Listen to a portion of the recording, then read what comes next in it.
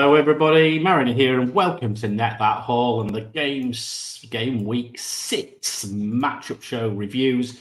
As always with my old mates FPL Lens, Gabriel and Lucian, FPL, or is it teacher, underscore teacher, or yeah, underscore teacher. How are you doing, chaps?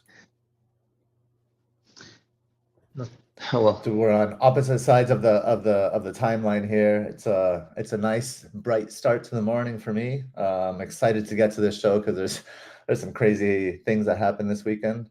And then Lucian in the dead of night. Yeah, that's how it goes, right? I mean, yeah, I am just looking forward to get sleep because all the matches are reviewed pretty early and pretty well since everything ended on Sunday. So I'm quite glad. Yeah, it's a quick turnaround, huh? Quick turnaround. In fact, all the games being over in 2 days is actually quite nice. But anyway, there we go. At least we can get things going. So without further ado, let's dive in, shall we, and see what delights Game Week 6 brought us. Well, if you remember last week, guys, I think we only had 2 players who scored 10 points or more who were owned by more than 10% of the game. At this time, as you can see, I've highlighted them. It's 2, 4, 6, 8, 10 players. Hence the fact that even with 67 points, I still took a red arrow because there were a lot of points around here this weekend, weren't there? I mean, just very quickly, sat top of the tree there is a certain Kieran Trippier. I want to tell you a story about that because I reckon he saved my hide because I still took a red arrow and I owned Kieran Trippier. I think that tells you how essentially how precarious my position at the moment is with FPL. But Trippier sat there, 35% owned, hardly anyone on Twitter, 18 points. Then Mitoma, 14. Tarkowski, 14 points. I mean, Pickford didn't keep his clean sheet, but hey, someone returns for Everton at least. Obviously, Heung-min Son, who was on our thumb there as well. Saka with a flag now. Bruno Guimaraes from Newcastle. Johnny Evans, we'll come on to this later. And then, Gabe, and then, I'm so sorry. I think this is the second time I've stitched you up in 3 weeks. The Tin Man. Dan Burn, 12 points along with Botman. Your treble up would have worked. Would have smashed it this game week. So yeah, it would have worked. But saying that, did you expect that Newcastle were playing 11 strategically placed wheelie bins this week?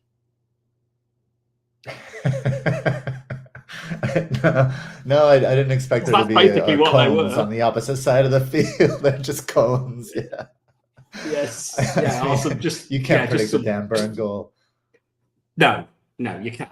But I think suffice to say that, shall we say, our friends at Sheffield United were not very good.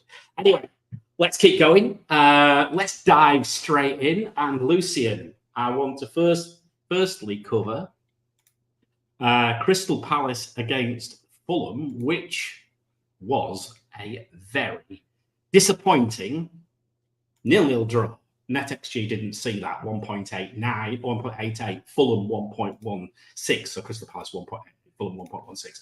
My fixture difficulty also, like Crystal Palace, Zonals benefited Palace and everything else benefited Palace, but Leno, is that it? Over to you.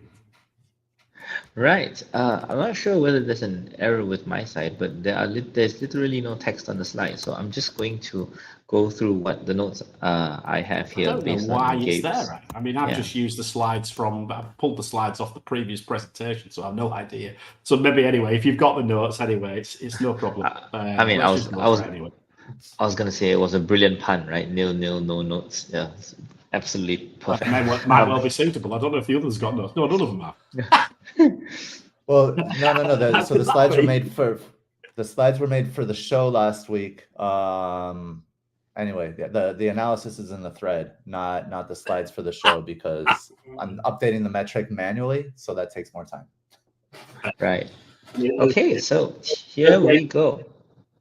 Yeah, so there was this theory that was, let's go. So there was this theory that was surfacing about Edouard being the talisman instead of Ebre Eze, whereas Eze here would be the flat track bully against a relatively leaky Fulham. Well, the unfortunate thing here was that Edouard himself also pulled out wide to do a lot of selfless work. So the thing about Crystal Palace really is that we know that they are quote unquote defensive, but it's more of a reluctance to attack rather than them actually taking the lead and sitting on that lead. Whereas for Fulham, I think we can officially say now that Andreas Pereira does not play number 10 at all. He's strictly on the left side. And what we have seen now, since Pereira has played on the left side for multiple games now, is that he has started to forge a partnership with Willian on the left flank and Robinson at left back. The same thing is happening on the right side. And it's just a matter of who creates chances first. Because the fascinating thing, at least compared to game week 1, right, was that usually with any side in football, you assume that the right flank creates for the left and the left side creates for the right. But this is completely different. The left side actually creates and shoots for themselves. Exactly the same on the right side. So I think this is one of those chances where where if you look at Fulham and you look purely at their zonal data, you can assume that they create and shoot from the same side. You can completely ignore Raul Jimenez, but everyone else is purely zonal based. Gabe, I'm just looking at the statistics of this one. It doesn't make very good reading. It's even worse considering I bought Edouard into my team, who is now injured. So there's the first rant on its way any minute, anytime soon. And I'll tell you why there's going to be a rant. How come Crystal Palace have all of a sudden turned from a team who were attacking to a team who can only generate 0.52 XG and no big chances against Fulham at home, for crying out loud? Did you spot anything? What they're doing wrong? Or, I mean, clearly I'm going to have to take Edouard out because he's bloody injured, but, what's gone wrong? I mean, from my perspective, I think Lucian hit the nail on the head when he said that Crystal Palace has a reluctance to attack. And I think that there's relatively strong defensive numbers probably bear that out. That's probably the impact of that. So Roy is settling more for defense than attack, but I think additionally, it's not, shifting the talisman role away from Eze. It makes no sense to me. Like, so I think that whole approach, like for the season in general, has been, especially against, like, I get that against stronger opposition, right? Where you want to use your more periphery assets, since the stronger opposition can take away the option of the talisman. But and that's why I said flat track bully against Fulham at home. Every ball should have been funneled through Eze. Eze should have been taking people on 1v1. None of that happened. Roy's not letting his team attack that way. So, I mean, Crystal Palace are, it's part of the attacking theme of the season for several teams from which we expect differently. Arsenal being one of them. Palace is another one. Even Fulham playing Andres Pereira on the left-hand side. These are constipated teams from an attacking perspective. Anyway, talking about constipation, I suppose we'll go on to the next game, which is Luton against Wolves. So, Lucian's running away. Interestingly enough, it was 1-1 in the end. And of course, Morris got his goal just to piss me off, along with Kabore with an assist as well. But anyway, there we go. 1.57 NetxG for Luton, 1.2 for Wolves. From the perspective of the fixture difficulty, again, Luton slightly over Wolves, but I think this just sums up how bad Crystal Palace were when Wolves get more XG away from home than Crystal Palace do at home. And Wolves have been blooming horrible, apart from one player now. Again, Pedro Neto. He is involved in an awful lot now of what Wolves do, as we called it the other week. Now he's down that left-hand side, Lucian. let's talk about the game, and then I think I'm going to very quickly touch about Luton and whether they are worth considering this week. But anyway, Gabe, Lucian, first of all, on the game itself. Well, I'm gonna demystify a few things now. This is an episode of Mythbusters. Pedro Neto did not play on the left. He started on the right. Yeah, Huang played on the left. This game. Secondly, Wolves are absolutely horrendous. When I say horrendous, what I mean is that they did not even get their tactics right. Luton absolutely dominated Wolves. You heard that right. And this is down to a Gary O'Neill tactical error. Like, you can even look at that Pedro Neto goal. He basically ran down the entire right side, just to dribble past Lockyer and finish, past Kaminsky. So, I mean, what can I say? I think first and foremost, Luton switched to a more aggressive formation. We were trying to guess which side of their 3-5-2 would do better. And this game, they switched to a 3-4-3. They played 3 forwards. They actually, played 3 forwards. And Morris had 2 wingers alongside him, of Benny on the left and Jacob Brown on the right. So this new 3-4-3 aggressive formation basically bullied Semedo into submission so often. And it forced that stupid red card out of Bellegarde. I think the red card changed a lot of the game. But honestly, before the red card, Luton were absolutely dominating Wolves. And Wolves, ironically, got more control after the red card.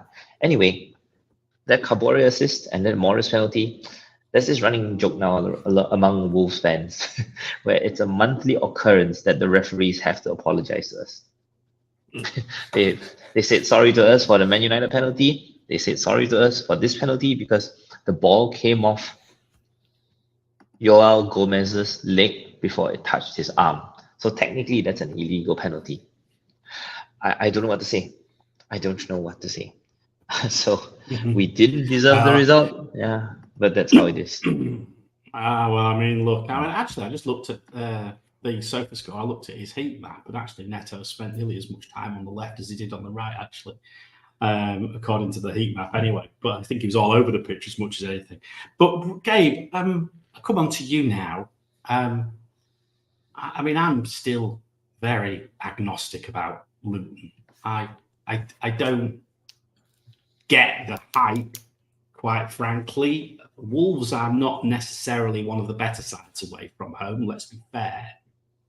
They did generate quite a bit of XG, though, 1.75 and 2 big chances. And Morris, of course, is involved. Is he maybe the only option? I mean, Luton generated 1.75 XG, right? NetxG has 1.57 for NetxG, so that was, I mean, if we look at it as comparable, it's pretty close there. I don't know what Wolves' XG was, but when Neto, when he would shift to the left, he would play like in this match at least, he played deeper. So he played on the right, he played further forward, and that's what obviously like where the goal came from. But yeah, I mean, Lucian nailed it. Like Wolves are like, I guess this year's Brighton when it comes to the referees. Like every week, it's just egregious error after egregious error. I mean, and this time it favored at least a small team like Luton. At least it didn't favor fucking Man United. So, but I have to say, and I don't know, man. I've been saying this from Luton's first game against Brighton. I think they're better than we think they are. I really do. I think there's something there in like adaptability. They have a couple of interesting players. I mean, they beat Wolves on tactics in this one. I think we're going to see Luton grow as a professional side over the season. I think that's going to happen with all these promoted sides, like Burnley as well. They're still getting their identity. There's a lot of changes there. Sheffield United probably win, isn't it? No, Sheffield United, I think, are who we think they are. Anyway, we'll talk about what goes on. Chris, sorry, Chris, can I just add one last point before we move on? You talk about Morris having big chances, right? I think it's fair to say that everything changes after the red card. So if you look, you want to guess who had all the big chances prior to the 36th minute when Bellegarde got sent off? You want to take a guess who got the most XG before the 36th minute? I have no idea. No, Jacob Brown with 2 big chances and 4 shots in total in that half an hour himself. So I'll move on from there. I didn't even know him. I don't pay any attention to Luton at all. I've got to be honest. I just look at Morris and Kabore and my old mate, Marvellous.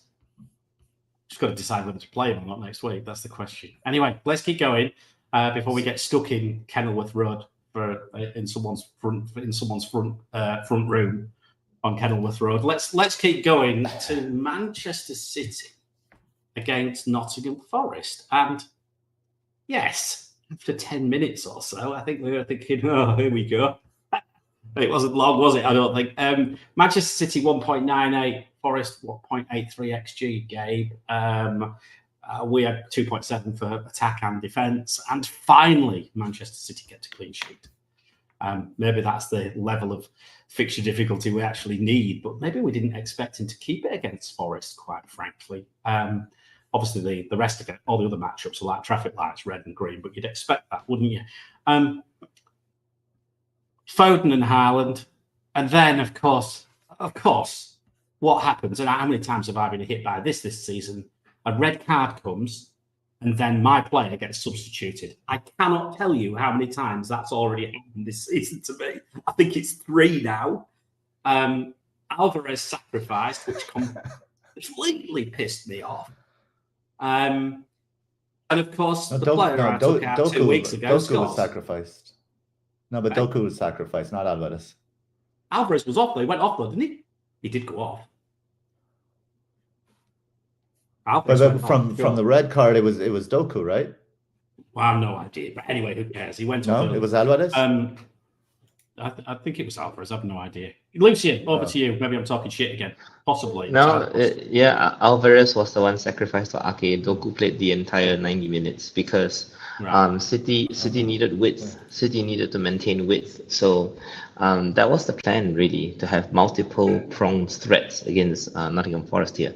I think the notes say that Doku was supposed to square up against Aurier, and Steve Cooper did something clever. He actually paired Aurier as an outside centre back alongside Ola Aina. So he had 2 fullbacks mark Doku the entire game. So instead, Rodri, instead of trying to shove things down the left side, he did all these clever switches down the right. So it was basically a long ball from Rodri from centre to right, finding Walker, crossing for crossing for Foden, first goal. And it was pretty much the same pattern. Like, as long as Alvarez gets the ball between the lines, something dangerous happens for City. It's just that because City rely on such fine margins, right, to have Foden or Alvarez receive the ball between the lines, it's such a low percentage play. Like, other matches have me, writing like more than half a page worth of notes at least. I can cram all of my City notes and data literally into like half a page, less than half a page, because City just generates so few shots and they don't do anything else with it after they take the lead. That's the new Manchester City this season. A quick note on Awoniyi as well. He did have a beautiful chance missed, but really Awoniyi was just like Carlton Morris, just another facilitator. He set up Morgan Gibbs wide multiple times, only because the 2 wingers didn't start the game. But eventually, Ilanga and Callum Hudson-Odoi did come on, and they had multiple chances themselves. So that's about it. Forest failing the comeback from 2-0 down. Well, I mean, look, and I actually thought that Forest would. I thought they would have scored. I mean, as it happens, the red card obviously shut up shop to a certain extent. Gabe, 2-0 was a bit of a damp squib, really, for Manchester City, from a perspective of owners, right? I suppose. Well, I mean, Manchester City only had 1.33 XG in the game, and Forest had 1 XG. So I think, again, NetxG is coming pretty close to predicting the XG of the lower teams, and it's usually pushing 1 where people think it's going to be much lower. But I will say I was right. Doku came off first in the 51st minute, came off for Calvin Phillips, and then Alvarez came off later in the 57th minute. What time was Rodrigo sent off? Doku was like right at the beginning of the second half. And then Doku was. I remember. And Doku was substituted for Cal. Doku was substituted for Calvin Phillips in the 55th, and then Alvarez came on for Nathan Ake in the 57th. So they were both victims. Curse, is it? Seriously, man. It is. I don't know who the most transferred player is for this week, but we can talk about that one. We don't want to know. I'm not bringing him in. By the way, there was 10 yellow cards in this game and 1 red. I think this is another thing. We've already that red was pointless. Yeah. Anyway, Brentford against Everton. Let's keep going, boys. What happened in this one? Well. What did we say about Brighton Mbeumo? He doesn't do much, but he pops up and scores. This week, he just didn't do much. He didn't do much at all. And of course, my goalkeeper in Flecken seems to be poorer and poorer, the selection, by the minute, gentlemen. Finished 3-1 to Everton. They're generating quite a lot of chances, quite frankly. 1.7 you had Brentford at NetxG, Gabe. 1.32 Everton. My fixture difficulty thought Everton were going to get beaten, as did all the other matchups. But a different Everton turned up, Lucian. Maybe a different Brentford did. Or maybe both. Well, tell us about it. Chris, you are quite right. It was literally a pretty different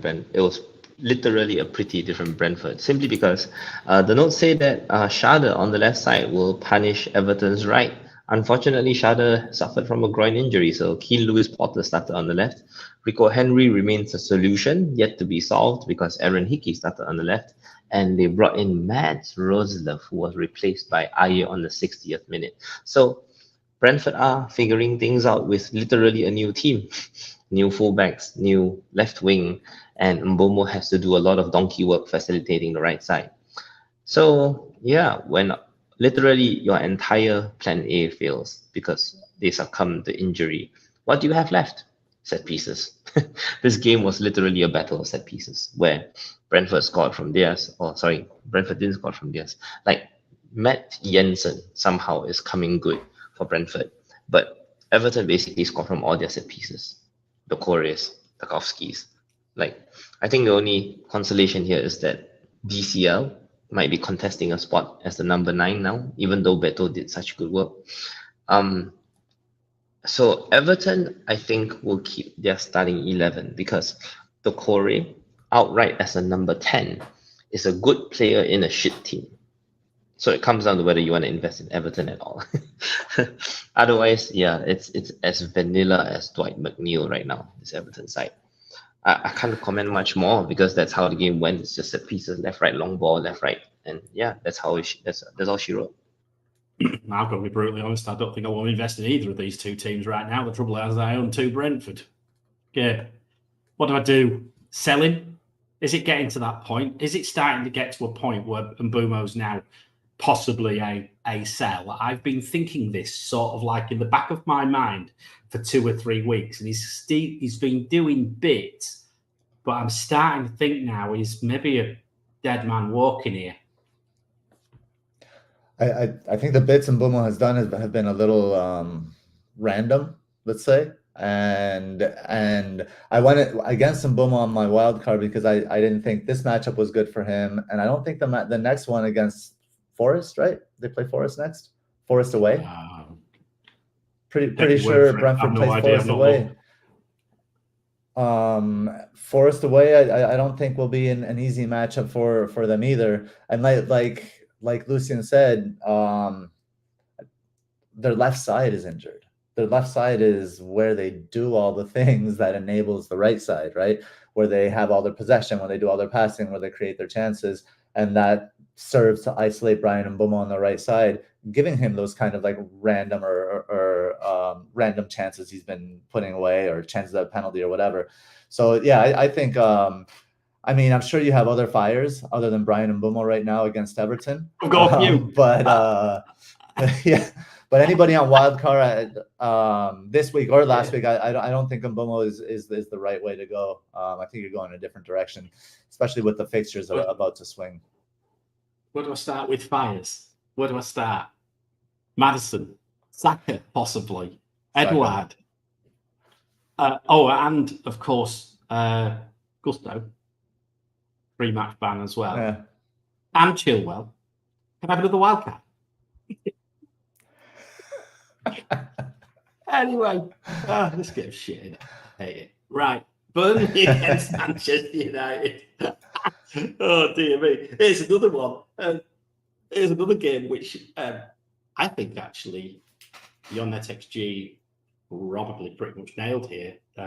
Just slightly out on the numbers, but certainly the context I think is pretty clear, and that was that there wouldn't be many goals. Is that what you were looking at it from a perspective? I thought there would be more goals, and in fact, for example, shots in the box at 10.3 for Manchester United probably looked favourable, and I'd say it just had to be bloody Bruno Fernandes to score just to really rub my nose in it as well. Lucian, I still own Rashford. I have a funny feeling that he is going to survive because I have too many other fires to deal with right now. But I am pretty low on Manchester United, if I'm honest with you. What about this one? I mean, who isn't, right? I mean, the problem with Man United is that if Man United somehow win this game week 3-0, would you assume they'll win next game week 3-0? Absolutely not. The slides here actually said that, 10 frauds, a nonsense tactic this time. Well, he's basically Hannibalized his attack by starting Hannibal in the number 10 position. And that basically shoved Bruno to the right side. Rashford was isolated on the left, and you have Johnny Evans as their chief source of creativity. Well, not exactly. I'd say that throughout this game, Man United did nothing right offensively. Instead, they relied on Burnley's mistakes to get their best chances. So, Bruno's individual brilliance was great. And that's what Bruno Fernandes does, taking the game, scruff of the neck, those cliche things. But I think a more pressing question involves Burnley, because Burnley are part of the double game week coming up, right? At this stage, after 6 games, you'd think that Burnley would be thrashed enough times to give up on their possession style of football. And especially without their centre forward, right, Lau Foster, they've decided to play Amdouni alongside Koleosho, and I don't even know who the third forward is. Might be Goodmanson, but he came off injured.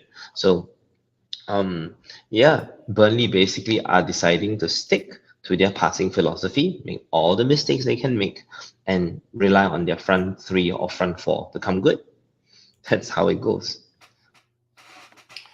I mean, Burnley, I've only played 1 game away from home as well so far this season, obviously. I'm just looking for which game that was, because they didn't actually do too badly with respect to their statistics. Who were they away to? I'm trying to find it. Who did they play? They were away at Forest, which probably is not necessarily that easy. They only conceded one big chance, and 0.83 XG at Forest. So, you know what I mean? I think they're probably a tougher nut to crack maybe than... I mean, obviously, they got battered by Spurs, didn't they? But they may be a tougher nut to crack, Gabe.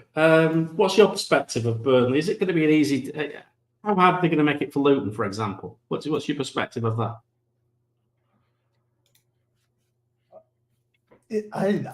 I respect Burnley for sticking to that to their philosophy. Their mid-block, their passing philosophy.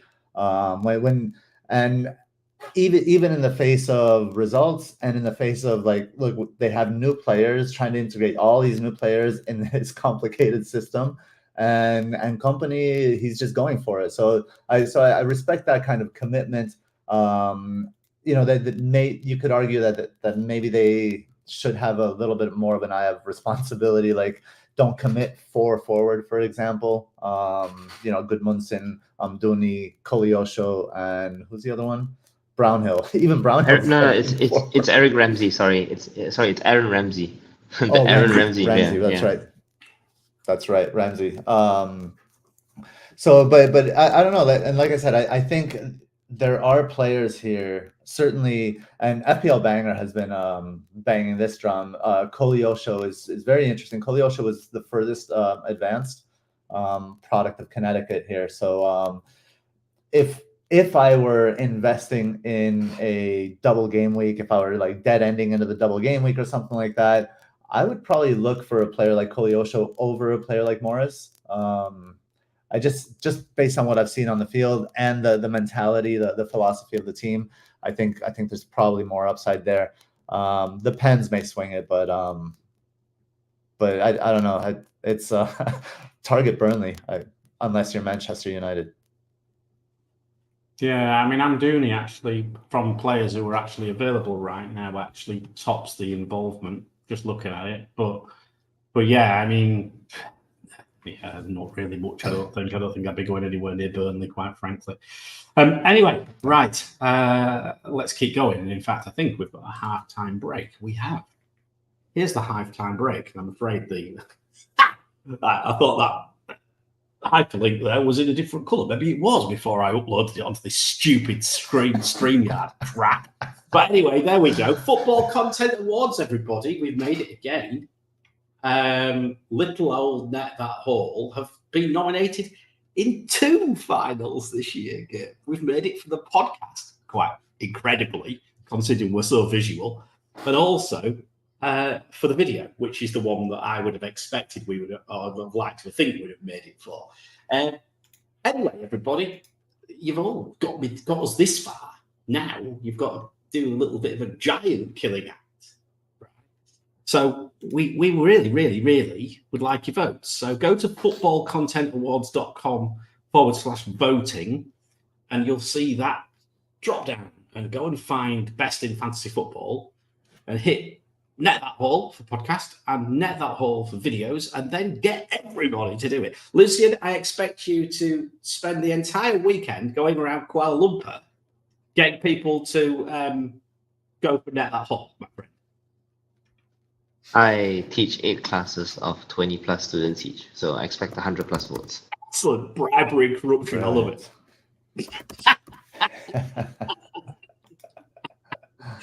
No, honestly, we need everybody. We need everybody you can get, right? Please vote for Net That Haul. We would really love it. But you know what? Just getting there is an achievement for us, and that is the key. Massive. And of course, John Terry is attending the award ceremony again. Nima, our John Terry, who will bound to celebrate with everybody else. But please, it would be amazing if we could pick the award up ourselves. I unfortunately was planning on being in the country that week, but I'm now not. It's changed. So I will not be there. But no, thank you so much for getting us to this point. But please vote for Net That Haul. We would really love your votes. Right, keep going. Now, what did we say with this one, Gabe, in the matchup show? We had Nima and I had a little bit of a do, didn't we? What did we say? I think I said it was going to be 2-2, didn't I? Mm-hmm. In fact, I'm quite sure I said it was going to be 2-2. I said Arsenal couldn't defend for Toffee, and I was right. Right. And I genuinely thought that players like Son and people like that would turn up, and they did. As did Maddison, finally, for me as well. But then he got what looked like a horrible injury. Now, I'm hoping he's okay, but that looked nasty. This one then, Lucian, had Arsenal slightly up on Spurs, 2.23 NetxG against 1.61, but it got a 2-2 there, I think. I would argue NetxG saw 2-2. My, on the other hand, did think that Arsenal would probably do a little bit better. And in fact, probably if you look at the matchups on the XG, plus 2 against 1.3. Shots in the box, 12.3 against 6.3. But of course, you know, this is some of this data's post-Ange, isn't it? Or pre-Ange, I should say. Pre-Ange. And therefore, Lucian, what's your view on this? And in particular, I think Spurs are starting to show that they've got something about them this season. You know, being able to go to Arsenal and get a result, there's something there. Over to you. Well, I think we got to give props to Gabe for making the slides and getting this like 120% spot on. I can't even say it's 100% because Saka against Udogi was basically the theme of the entire game. Arsenal, as usual, lean on their right side and tried to isolate Udogi as much as possible. So the beneficiaries early on were Jesus, who started on the left wing instead of Martinelli or whoever it is. And yeah, Gabriel Jesus had a few decent chances early on. And then he also mentioned Madison, Son. I think the whole world can guess those names. But still, I think it takes balls to own both against Arsenal. And the most important thing here is that because we have such a frequent amount of games between quote unquote top six sides, right? You're left to choose between players that can do well in big moments, people who come in so-called clutch. And yeah, instead it was all about mistakes. Spurs made so many mistakes at the back. Arsenal made equally as many mistakes at the back. And that led to a lot of Spurs and Arsenal's big chances as well as their goals. So I think that's going to be the theme of this month at the very least, that a lot of big teams, small teams, teams all across the table, they're going to make plenty of mistakes unless you are Crystal Palace. Right. Okay. Saka's blowing away Arsenal with respect to other players now, with respect to involvement. He certainly seems to be the asset there right now. Suddenly is topping Spurs' involvement now. It's going to come a stage where we're going to start to struggle to get all these players into our teams, I think. But from your side of things, Spurs, tell me, what's your perspective on how they coped with it? I thought again clearly they've got a bit of character about them this year. Yeah, and I think I love that battle in the early stages between Udogi and Saka. I thought and Udogi I thought he was stepping up to the challenge, but like young players do, they take it too far. And like veterans do, they know how to take advantage of those situations, and those situations do lead to mistakes. And Saka, as young as he is, I don't know, he might as young as he is a veteran, right? He thinks like a veteran. And he's a leader of this team. He's stepped up this season tremendously, certainly from the Community Shield. I think he's just on another level right now. Hopefully he's okay. He didn't train this week. We don't know if that was precautionary for rest or not. So keep an eye on that. But yeah, I gotta say, like, watching this game, it looked like 2-2 felt like a fair result, but Spurs scored on. Like, it wasn't, these weren't like systemic goals, right? And Spurs are changing as well. We don't know how Madison's injury is. Both Saka and Madison played after they were injured, so we'll see if it's manageable. But if Madison is out, Madison has been at the heart of everything Spurs is doing. So if Madison is out, we don't know how that's going to change. I have to be honest, if Giovanni Lo Celso comes in there, he's a bit of a different player from Madison. He likes to dribble. He likes to penetrate lines with the dribble. He likes to get in the box with trickery.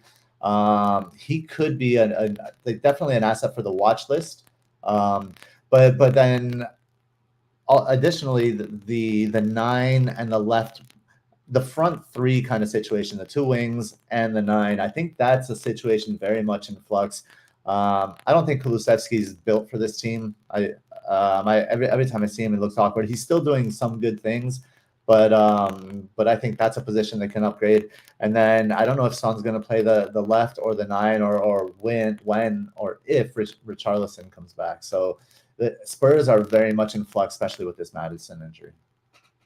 Okie dokie. All right, well, let's keep going. You've got a tiny crackle, Gabe. It's not much, but there's a tiny crackle there. Brighton against Bournemouth. Lucian, let's have a look at that one, and probably chief rank wreckers for me this week certainly were Brighton. I think the what was it, the Stupinian assist for Mitoma just about sent my rank into complete tailspin as usual. Whenever they return, I'm dead. Brighton 2.04 NetxG against Bournemouth 1.28. I really liked Brighton's fixture difficulty. I think fixture difficulty had this one pretty much nailed, apart from the fact it didn't see a Brighton goalkeeper cock up, which basically gave Solanke a goal, who I have to say, I mean, he seems to be on the right end of things, but he's actually got 80% involvement in everything that Bournemouth's done this year. But he's massively overperforming. Probably you. Yeah, I was actually about to say that 80% of 4 goals is not a lot. Yeah, that's the problem with Bournemouth, isn't it? It's still 80%, right? Yeah. Their best playmaker right now is their counter press. They've like, I think it was on like the 60th minute or so where they swapped both their wingers, Tavernier and Kluivert, for Ouattara and Semenyo. That is really the story of their season so far. The wingers chop and change and they don't score any goals. And instead, it's the central midfielders, Billing and Christie, that are doing the hard yards. But I think there were no notes on Bournemouth this game. And the focus was on Mitoma 1v1 against Kirkesh or whoever. The unfortunate thing is that, well, Mitoma never got the chance to run 1v1 because Mitoma, surprisingly, did not play wide. The moment he came on for Ferguson and Buonanotte, Fati and Mitoma both actually crowded the left half space, whereas Estupinian stayed wide. So this is going to be an interesting development. I don't know whether this is a one-off or whether Mitoma is going to repeat this trick, because last game, I think against Newcastle, was it? He stayed really close to Ferguson. So Mitoma might not be that winger that we all love, you know, going 1v1 against Semedo and such. He is a potential goal scorer now, and that might actually make him fixture-proof for future games. That's all I can say. Wonderful. And I don't own him. I'll say that they have got a couple of tough fixtures coming up, I suppose. Gabe, how's your sound? Are we getting back there, I think? From the perspective of this, again, I mean, Brighton just keep doing Brighton things, don't they? They're spreading the assists around, but of course, it's the same old players. Mitoma seems to be now involved in an awful lot of what they do. Do you have any Brighton assets in your team, in your wildcard game? No, precisely because of the fixtures. I was going to wait until. How's my sound? Is it better now? Yeah, it's okay. Yeah. Okay, good. I was going to wait on. I was going to wait a few game weeks to bring Brighton players in. It Brighton's. They're an interesting team. You know, they've played six games. In 4 of them, they've either won or lost 3-1. And in 2 of them, they won 4-1.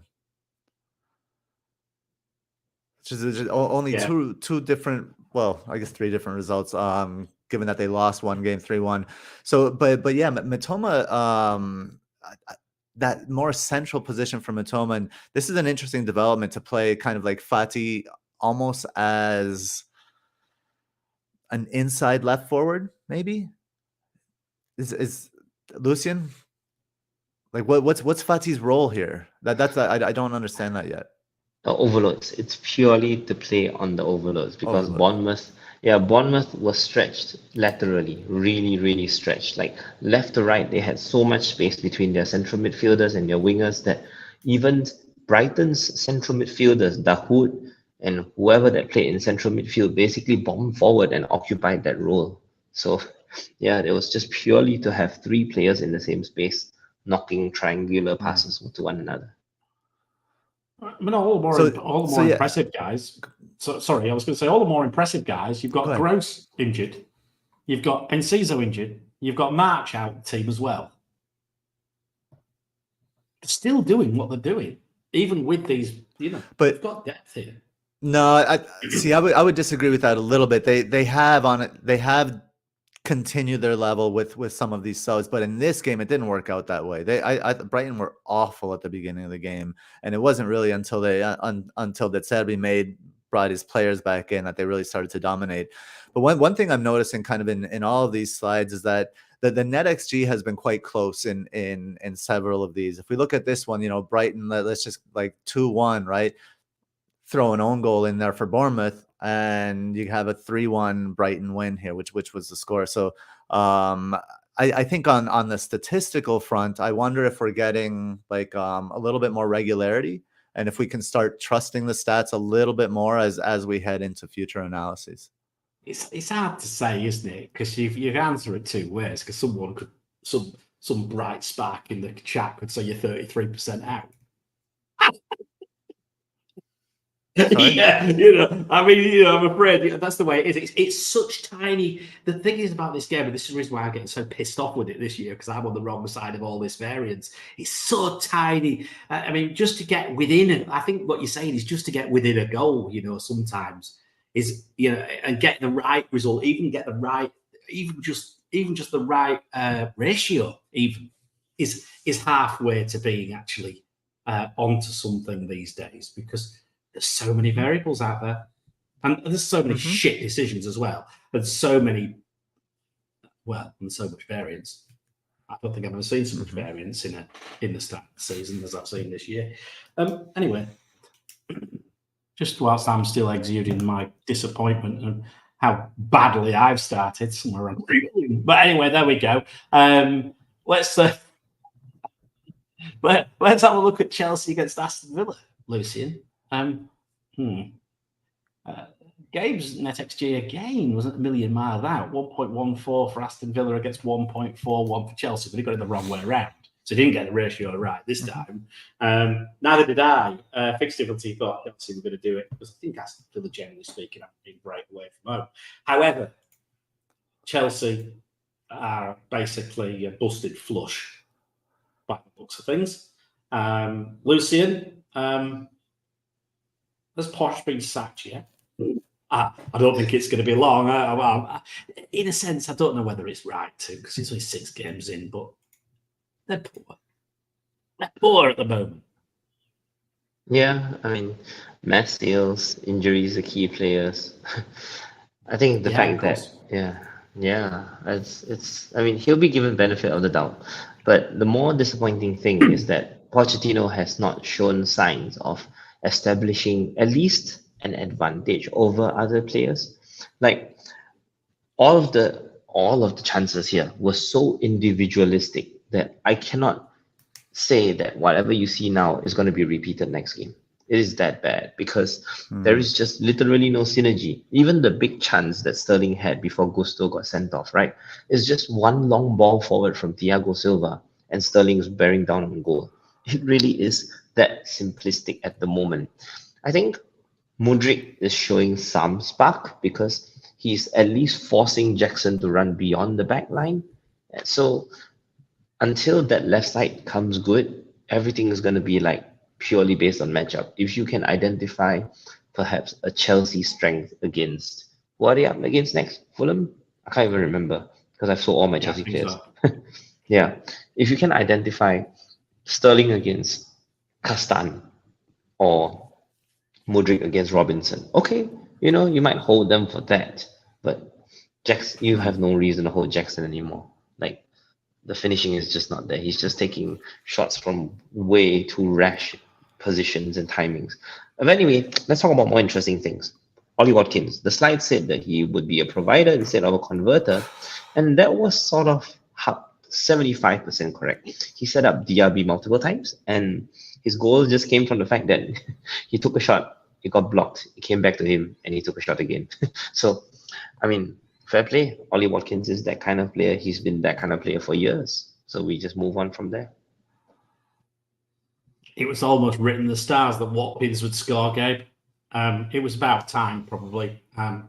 He's now looking at the numbers. Him and Diaby are basically neck and neck now for involvement. It's basically them two. And then you've got Matty Cash sat behind him, and then Luca Dean. So it just seems like those two, and then the wing backs. Quite frankly, that seems to be the only places where the involvement seems to be coming from with Aston Villa. Yeah, I'm happy to move on. I brought Diaby in, doing so well. Watkins hasn't scored in I don't know how many games, and of course Diaby blanks and Watkins scores. So fuck Chelsea, fuck Villa right now. At least he's cheaper. No, but right. I honestly, as a just really quickly, as a Diaby owner, I am happy. I am happy with that pick. I'm happy I got him. I think he is still more the the finisher more than Watkins. Their XGI might be quite similar, but again, like Lucian said, Watkins did provide for him. He didn't put it away in this one. I think Diaby's a fantastic pick moving forward. Yeah, I'm just being put right. Douglas Lewis is in there as well. I think it's because he's on penalties, right? Yeah, he's there, but he's similar with Mike Cash. But yeah, I mean, it looks to be. I mean, the other two have got double the involvement. Quite frankly, double the involvement. Watkins and Diaby, double the involvement from everybody else. Yeah, for Villa. Yeah. Liverpool, West Ham. Bloody hell. Darwin Núñez, what a goal, Gabe. You can't say anything else about that. That was a good goal. You can't. I'm sorry. NetxG for Liverpool, 2.06. West Ham, 1. I'll save it for tomorrow then. Yeah, you can. Yeah. Fixture Difficulty, obviously, Liverpool loved it.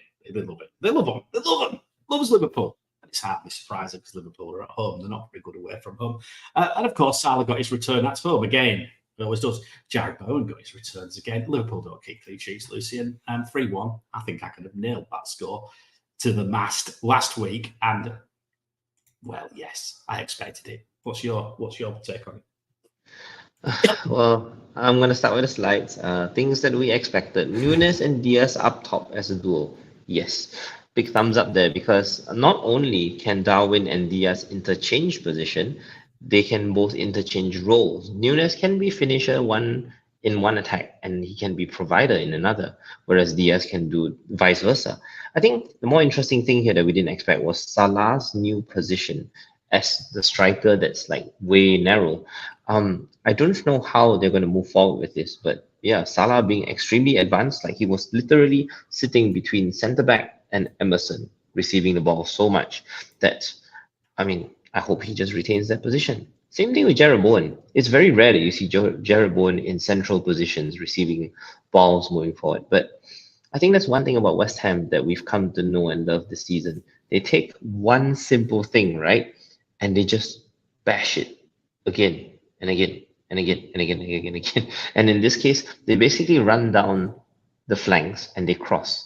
So early on, Sufal down the right side crossed a lot for Antonio, for Bowen, for Souček even, and then they swapped. Paqueta went down the left and he crossed for Antonio, for Souček, for Bowen.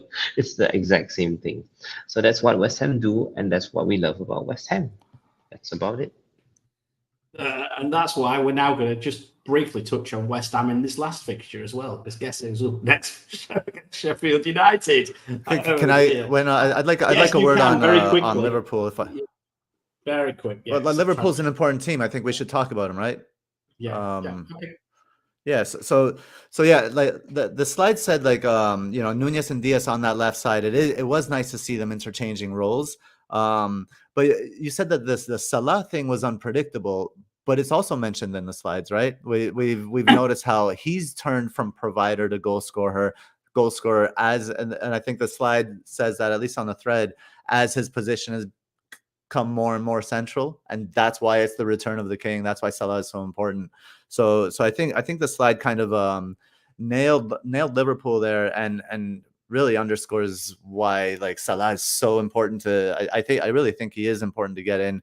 But now with that Núñez Diaz partnership forming, if that holds and Jota is the new Núñez on the bench, then those with like an Edouard injury or something like that, I think Núñez could be a really nice option if that transition continues or holds.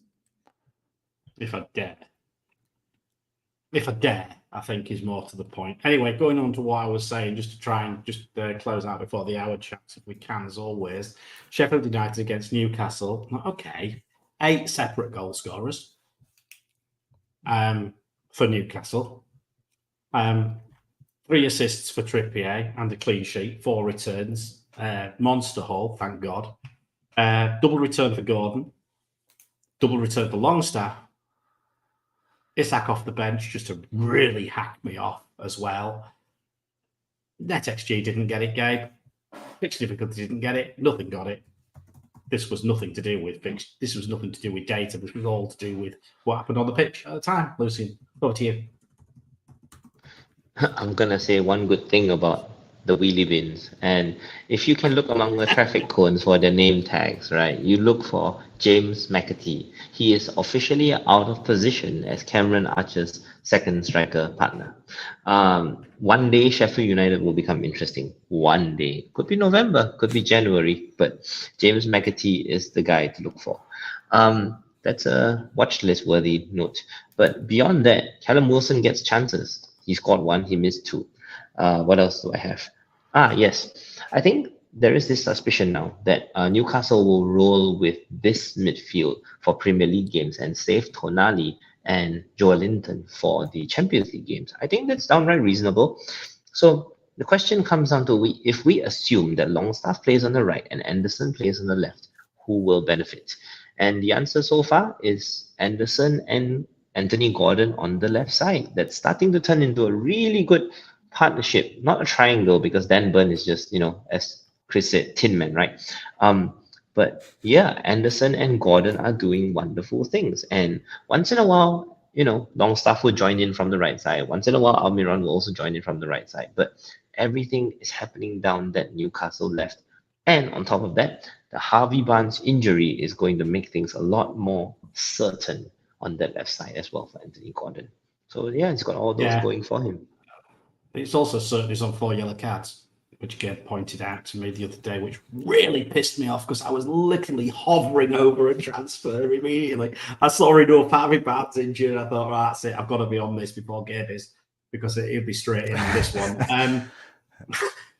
Gabe, Newcastle's numbers, I'll be very fast, and then we'll quickly rattle through this one. 22 shots, 15 on target, 17 in the box, 9 big chances, 5.15 XG against 0.24 XG. I think I would describe that as an annihilation. And an aberration. Like there's Lucian sent me a text this morning. He's like when he's doing the analysis for this match, he's like sifting through the noise. When you get a score like that, when you get stats like that, there's a lot of noise there. These aren't things like they're not going to come out and do the same thing next week, right? So even in this good run of fixtures, so there's a lot of noise there, but there's also a lot of insight. There's also a lot of insight, like Lucian said, the Anderson Gordon partnership on that left hand side. Now that Gordon's nailed there, it is a shame he has 4 yellow cards. I might have had him on my wild card if he didn't. Lucian and I did talk about Gordon for a little bit. Thankfully I didn't go against my bias, and I stayed away from Harvey Barnes. Yeah, you're crackling again, just briefly. Okay. I mean, there's one question here. Isak. Is Isak going to go down that left-hand side instead of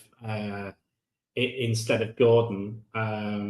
He can also play there, I suppose. But Isak, I think, his minutes have been managed, apparently, according to Eddie Howe, because apparently he's got a knock. So I think Gordon's pretty nailed from my perspective. Colm, I think. Right, gentlemen, thank you very much. Let's whiz through the remaining thing. The mini league for the free mini league still open. HUP 69D. The other one is closing now because we said we were going to close it after game week 6. I just need to switch it off.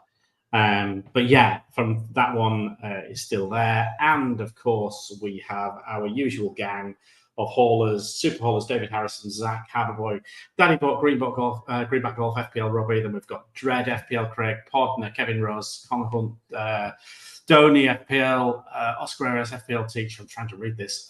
Blonde, Escott William, Tom Gorsuch, Thunderaj, Lindsay O, FPL DG Boy, Akshay, Dom, Claire FPL, Catherine, William, Harry Duncan, Neil, Sebastian Koo, Benjamin Lockwood, FPL Rubber Dicky Niels, Nick Khan, Big Mike, is it? I think FPL Discomfort, General Zod, I think a few of these have been in here tonight. Both Steve Preachers, Jack M, FPL Planner, Jamie Baker, Brett M, Cracky, I can't read that, Pai Hong Tan, and is that Mark Bond? And then we've got L. Ron, Lucid again, hello again, Lucid, FPL California, think of Ron Frost, and Mike Book. Gentlemen, as always, thank you so much.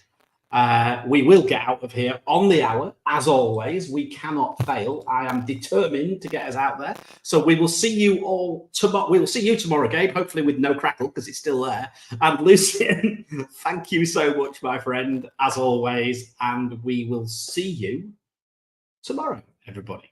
Take care. Bye.